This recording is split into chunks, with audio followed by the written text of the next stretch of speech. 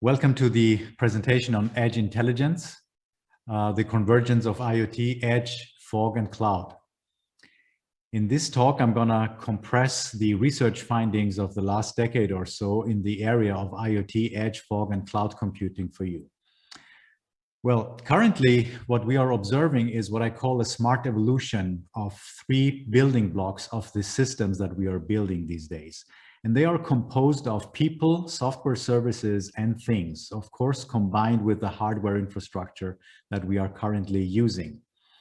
This is what I call an elastic system. So we have representations of these types of systems, which are kind of novel, all over the place, where people, software services, and things are being put together in an information system infrastructure, and we are using that. There are many examples. So for example, we can have smart homes or smart buildings. We can have health networks, smart health networks. We can have governmental systems, administrative systems, or transportation networks, autonomic vehicles, energy networks, etc. All of these systems have in common that they have the combination, the composition, if you will, of these three building blocks. And this is a new situation. In the past, we actually had people interacting with the system, and the people were typically outside of the system that we are building. And the things were also typically outside the systems that we were building. However, nowadays, we are recognizing that all of these three building blocks are part of the modeling, the design, the governance, and the monitoring of the infrastructures that we care about. So what we can say is that everything is connected with each other. And whenever everything is connected with each other, it is quite useful to look into other systems which are similar, like this type of analogy. And what we can say is that we have representations of that in natural ecosystems. In an ecosystem like as the one depicted in this picture, like the marine ecosystem, we have the sun, we have birds, we have the water, we have the rocks, etc. And what we can say here is that we have a complex system of network dependencies, and it has intrinsic adaptive behavior. And we can then say that this ecosystem is basically robust, it is resilient, it has these mechanisms for that, so it can be stable even if there is some disruption. It can have measures of health. So when we look at such an ecosystem, we can say something about its diversity, the trends, other key indicators. It has built-in coherence. So in other words, it has a direction, it has a purpose, and it is resisting entropy, what some people call syntropy. In other words, it is defying the normal behavior of becoming entropic. Now, this I want to use as a guideline for us to think about the systems that we are building. And the systems are composed of the hardware and software that we are putting together, really, and interacting with the people. So if we take that metaphor and bring it to the ecosystems for distributed system, we can actually say that we are in a similar position. Okay, in nature, we have the rock, the fishes, and the sun, etc., the gravitation. But in the IT infrastructure, in the distributed systems world, we have the compute power, the network power, the bandwidth issues, and the robotics, and all of that. And we increasingly have examples of these ecosystems for distributed systems in our own smart cities. So when we look at the smart city, what we typically see is a representation of everything that I was saying just before. So we have all of these Internet of Things. We have all sorts of sensors from air, fire, traffic, video, etc. We have software services in place, which are basically creating applications based on top of that, like disaster management, parking, garbage collection, water services, etc. We have us, the people, running around with our smart devices and actually also creating data. Now, all of these three or four building blocks now are being actually provided as a service. So everything that we are doing is provided as a service, and then therefore, as such, it can be composed together. And this is a very fundamental thing. Now, what we can observe is that there are new families of applications that actually require real-time location-based access to data from the environment at different levels of fidelity. So, for example, we want to increasingly utilize compute and storage resources which are in closer proximity to the data producers and consumers. Examples for that are applications which require dynamic analytics. So for example, in a smart city, you would like to say something about particular vertical domains like in building management, or you want to say something about how is my well-being in a certain region, or you want to say something about environment. And these are good examples because the information systems of the past, they have been created for questions which are typically either horizontally in one domain or vertically in one domain. And increasingly, we have to compose these domains with each other. And COVID is a very interesting example, which is actually showing us that we have to become much better in integrating those different domains with each other. Now, the infrastructure that is used for this is typically what I call the IoT edge for cloud continuum. On a high level of perspective, this is actually looking like the following. On the left-hand side, we have all these low reliability, highly volatile mobile systems, also with energy constraints in the IoT world.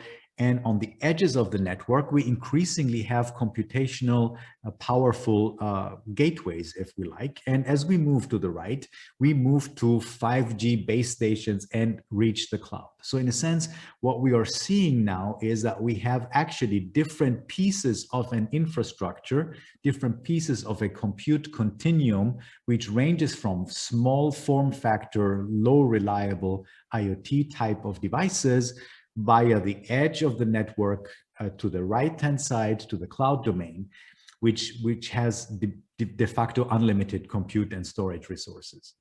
So in other words, these are all building a compute continuum horizontally and vertically from the data center to the micro clouds on the right-hand side. And the question is, of course, that there are also increasingly specialized compute platforms such as AI-empowered hardware, which is put on top of the current compute infrastructure. So this is the situation really that we have on the hardware side. And the question for us now is it possible to actually write the applications in a way that they can be installed and actually be executed everywhere? Because we have a huge demand on these infrastructures from city-scale edge computing fabric on these small form factors for weather, environment monitoring, air quality, what have you, right? And the question for us is then, how can we shift that to become really more a software game? Because if everything is only hardware, it becomes extremely difficult to scale, as we know. So what we are claiming in our research is that this is really a software-intensive edge systems game. This means that we have to totally rethink how we design and operate such systems in this environment. So there are a couple of fundamental conflicting factors that we have to take into consideration. One is latency. So we have the inherent traditional division of the cloud and the IoT, which has different timeliness and performance factors. So increasingly more applications require very low latency. AR, VR is one very prominent example. We have computation as an edge resource, which increases the level of safety and security, and also, of course, other aspects as well, but these are the important ones. And of course, locality and mobility allows us to have more private or privacy-aware systems evolution as such. Now, these are typically conflicting areas in distributed systems. And the question is, how can we actually abstract these characteristics as first-class entities in the underpinning model that we are creating these systems? One hypothesis is to take into account context, proximity, capabilities, or energy consumption much more into the design of the systems that we are building. And in this talk, which is a just short talk, I will talk about what I call elastic diffusion as a prime kind of abstraction that I think is very useful to create such systems. Elasticity as one of the fundamental building blocks allowing for resilience comes from physics, from material science. It is a property of a material saying something that it goes in one form or a state following some deformation, right? So you put force, it deforms the material, and then take away the stress, it goes back to its initial form that you typically have. Now, I was thinking that that would be really a nice property for systems to have, right? In the cloud, we are talking about elasticity, but it's somehow only bound to the resources. So you can add or remove resources. However, I think that elasticity, or elastic computing, as I call it, could be much more than simply adding or removing resources. So what we are proposing is to basically see elasticity in a three-dimensional trade-off model. So we can add and remove resources, and those resources can be hardware, but actually can even be software or people working in teams. And we have two other super important qualities. One is the quality elasticity, and the third dimension would be the cost elasticity. So in other words, every application that we are building on top of such an infrastructure now and in the future has to operate in this three-dimensional space, either adding or removing the quality handle, so to speak, and at the same time considering the cost factor as well. So in other words, you can create systems which say something like this. Okay, I want to have maximum fresh data for my input, and it should not cost more than X amount of euro. And for that, I'm only willing to use that amount of resources. Other than that, I'm kind of sacrificing the quality, for example, right? So we say that we would like to specify these quality requirements. And we have created languages, in particular, a language for the cloud and also for the edge now, where we are able to attach these elasticity requirements to different levels of abstraction. And you can see a slide here where we attach it to a virtual machine on the cloud service level or to the service level, but even to a code level where we can attach such properties, such strategies I was just explaining to you as we go along. And the system itself, similar to a natural ecosystem, is then monitoring, and if a requirement cannot be met, it actually rearranges the topology of the overall infrastructure so that it can comply to your requirements. So in other words, we create an elasticity model which says something about the elasticity space. In other words, these orange lines looking at the application as we move along. So how many resources are we on the lower and upper bound regarding cost, quality, and cost, resource, quality, and cost, and along the time axis. So the pathway looks in particular how to characterize the elasticity behavior from a particular point of view, for example, the cost view or the quality view. So with that, I'm able to say something about my application infrastructure and the usage of these elasticity parameters. The second aspect I want to highlight is what I call the osmotic aspect. In chemistry, osmosis represents a seamless diffusion of molecules from a higher to a lower concentration. And similarly, what we would like to have is a model which allows us as the software engineers, as the designers of such system, to create abstractions so that the software that we write is actually being deployed and running across the cloud and the edge infrastructures seamlessly. Similar like molecules, we would like to have our software services being able to operate on these different levels of abstraction along this whole compute continuum from the edge to the fog to the cloud. And this is what we call osmotic computing, because there are some principles for that. And this brings me to the actual core of the edge intelligence. So the edge intelligence basically says we have to create a computational fabric which has infrastructure and the mechanisms in order to exactly achieve that. And the components for that are sensing infrastructure, where we need to have a distributed and decentralized sensing infrastructure. We have to have edge computing power with modular AI capabilities, and we have to have these intelligent orchestration mechanisms for these decentralized and distributed infrastructures.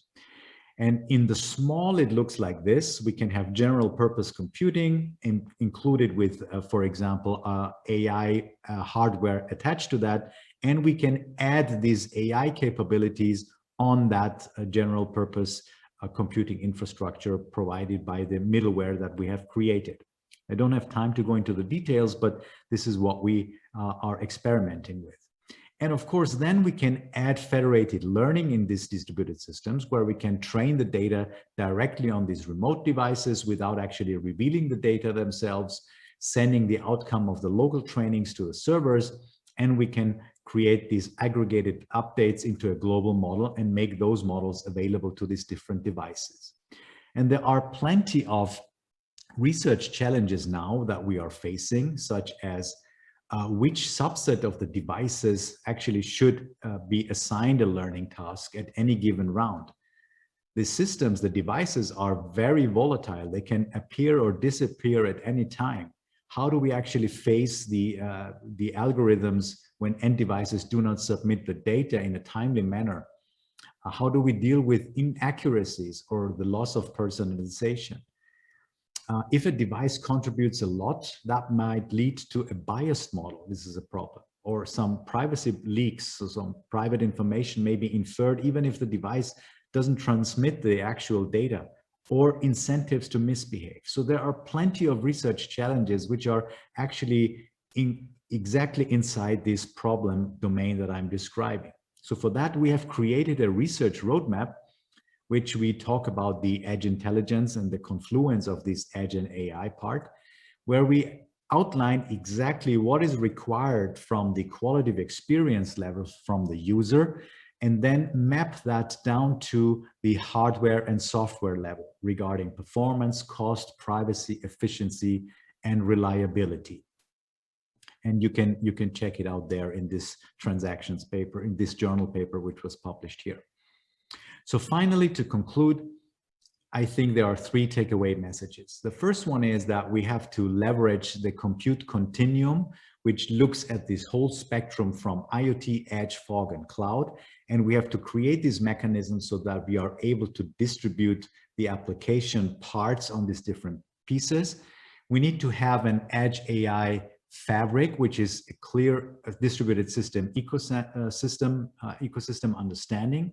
And thirdly, we have to differentiate between these AI parts for the edge or AI on the edge. And I didn't have time to highlight all the discussion or research challenges, but I think if you're interested in this, check it out. And I think this is super relevant for the hardware, software co-design that we are all facing in the current time.